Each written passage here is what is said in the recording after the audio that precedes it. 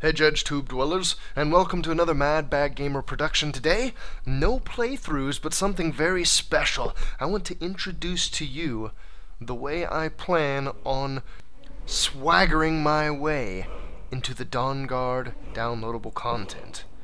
I'm going to detail the three characters I have been using and plan on using, and then I'm going to get a little bit creative with the backstory for their motivation towards the vampires and/or the Dawnguard, the Daylight Guardians.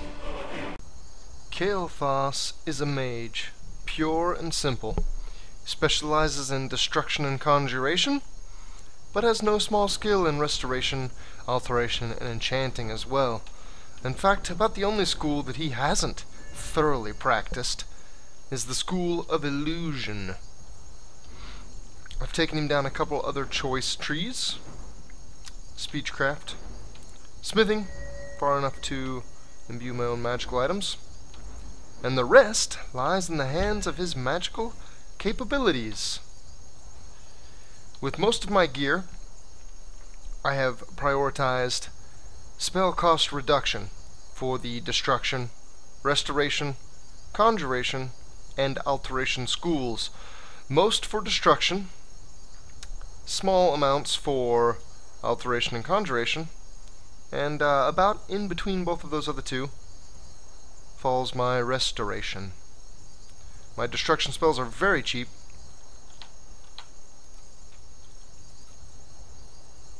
My primary incinerate one being a mere 7 mana, so I can cast and cast and cast. Probably the most mana costly thing he does is summon the Dromore Lords who protect him.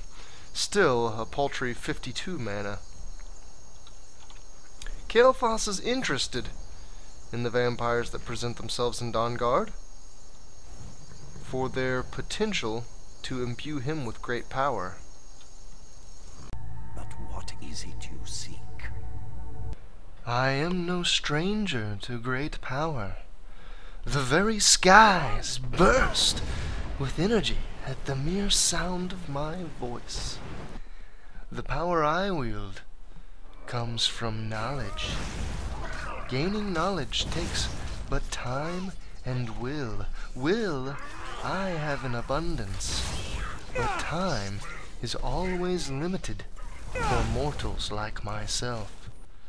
I know of but one method to shed my mortality, to make endless my time, the dark gift. Long have I sought this. Might the time have finally come? Dharma is both my highest level character and I would have to say my favorite character. She focuses on archery and sneak, uses them together to great effect to wipe out many of her foes before they even know she's there.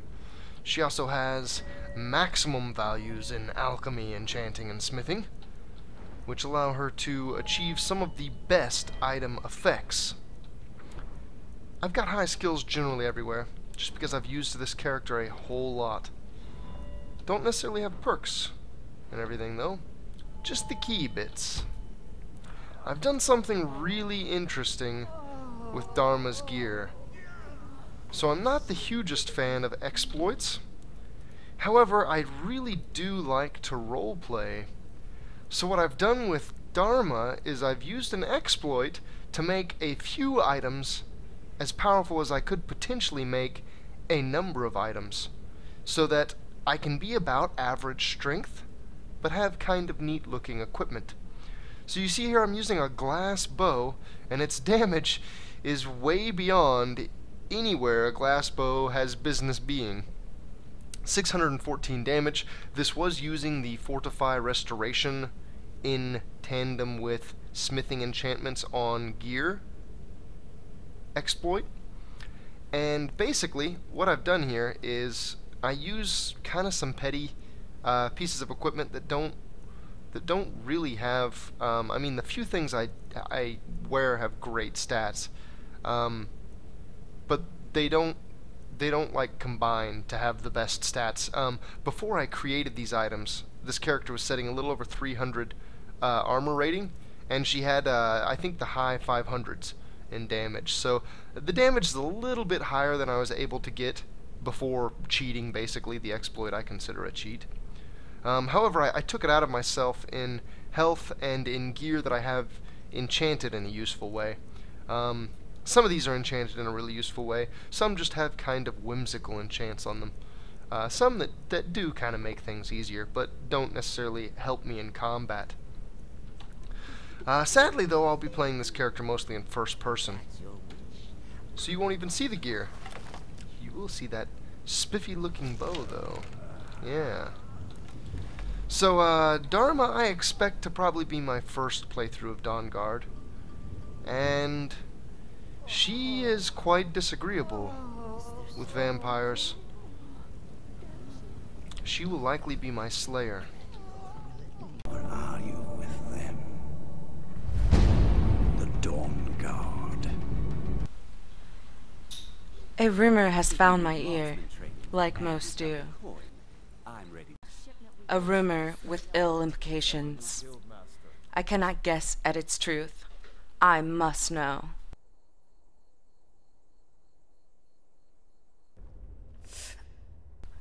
For I bear no love of the undead.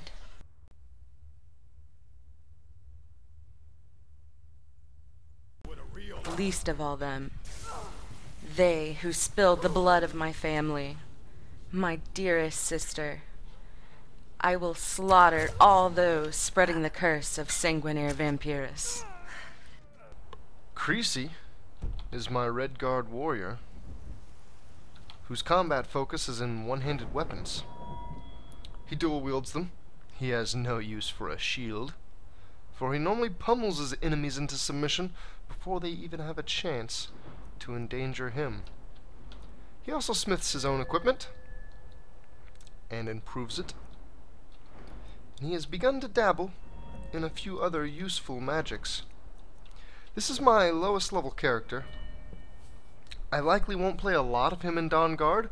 However, I will use him to explore the werewolf perk tree. Yeah, you heard right.